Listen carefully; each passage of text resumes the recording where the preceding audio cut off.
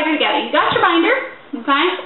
This one had a plastic cover, so I made a cool little wordle and put it in here using song lyrics. If you haven't tried out wordle.net, check it out. It's pretty cool. So when you open your binder, it should be empty. There should be nothing in it. If there's something in it, take it out. Now, to open your binder, you want to use the things at the top and the bottom. Some binders only have a little popper at the bottom, and some have it at the top and the bottom. That's how you open it. When you close it, you do not squeeze the bottom rings, you do not squeeze the top rings, you squeeze the middle rings. This prevents your rings from squishing and stretching, okay? Alright, first thing you want to put in your binder at the very back is if you have a folder, and I misplaced my folder there. If you have a folder, you want to put that in the very back.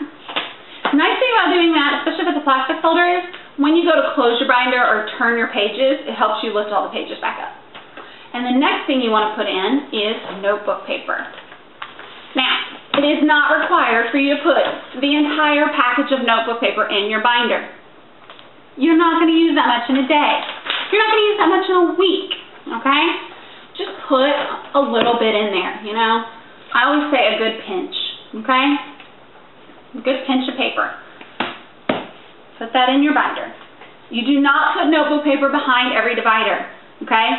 It's one package of notebook paper. It's all the same. You do not have special paper for math and special paper for English and special paper for science. You have paper. Put in the back, okay? Your dividers are meant to organize your other subject material. So, we're going to take our dividers, okay, and I'm using the plastic ones. Again, that's just my personal choice, but it is going to take up a lot of room in my notebook, okay? Now, when you get your notebook, when you get your dividers, they are going to come with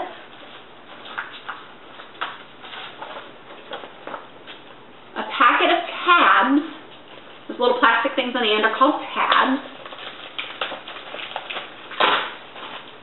And they're going to come with a sheet of tabs like this, or they might just be smaller and not have all this extra stuff. These are meant to run through a computer.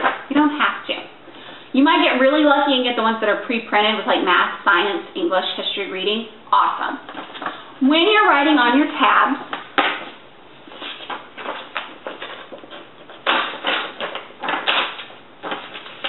separate these off.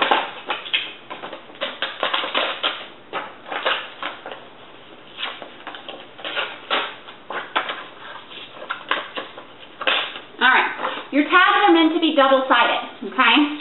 So you're not supposed to, like this, they're supposed to be double-sided so that you can fold them in half. Being thicker like this keeps them in the tab. You're not supposed to separate them down the middle and make it a single little tab. It will fall out, okay?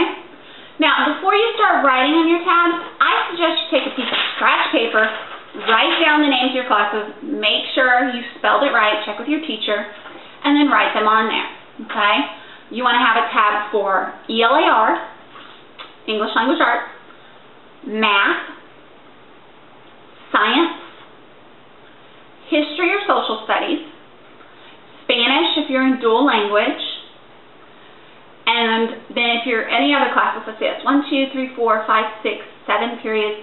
You have band, choir, orchestra, you'll want to have a tab for that. You don't probably need a tab for PE, but you might, because you might actually have, you have tests in PE. But I believe they make you have a separate folder for PE. And then if you have any other electives separate from that, you want to make sure you have a tab for those. Okay? Once you've written on your tab, you're going to slide it in to the little tab. So you've got your tab, okay? It's double. I folded it in half, and then I'm going to slide it in. And on many of these,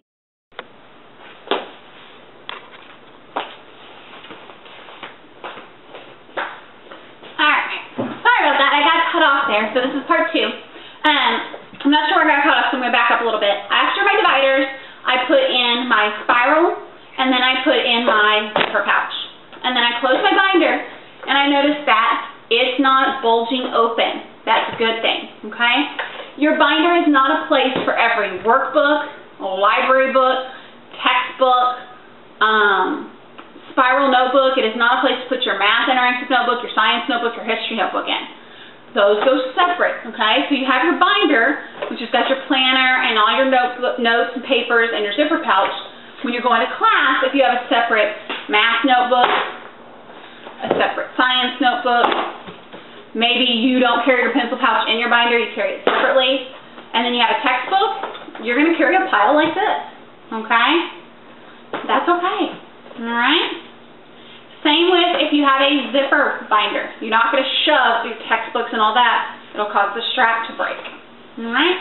So that's how you organize your binder. Remember, clean it out every week and have fun with it. That's all.